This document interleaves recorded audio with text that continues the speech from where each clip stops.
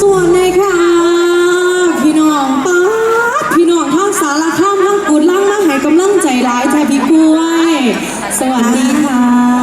หลายพี่ลีเจ้าค่ะสวัสดีค่ะป้าคนแหมหลายฮะอย่างแบบนี้มันเองได้แต่ว่าแน่ใจตาความสุดของท่านสวัสดีพี่น้องชาวอำเภอกุดร่างจังหวัดมหาสารคามสุขุสุคนค่ะสวัสดีค่ะ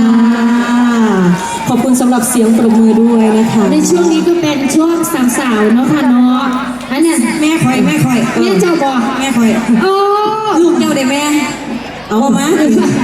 ขอบคุณแม่ด้วยนะคะแม่มีลูกเพิ่มอีก2 คนเมื่อไหร่บ้างเนี่ย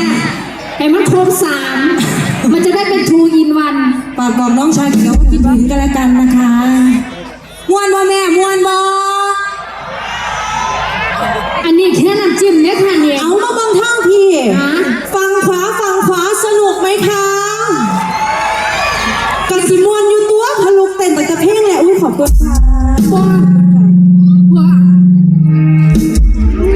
บอกเจ้าเด้อเดี๋ยวผู้ใหญ่บ้านเพิ่นกะออกมาเด้ออีเมียอย่าฝ่าอยากนอนเด้อฟังนี่คือมวนกว่าฟังอื่นเอามุ้เจ้านี่เป็นอะไรอย่างเช่นโอ๊ยเต้นขอบคุณนะ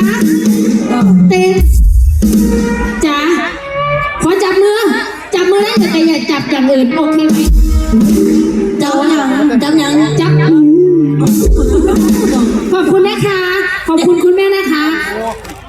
บอกพุทธยังกว่าบอกผู้ใหญ่บ้านออกมาไม่อย่างน้อยแล้วเนี่ยแม่เอ้ยจะเฝ้าไปดึงเขาให้ผัวทองให้เราดึงเขากินเองหาผู้ใหญ่บ้านก่อนคุณพี่คือมาเอาเต็นมานะมานอนขาลนเพราะการเต็นเนาะขอบคุณค่ะเอาช่วงนี้เขารายงานต่อกับพี่กำนองสกอนเนาะหลายคนอาจจะสงสัยว่าเอ้า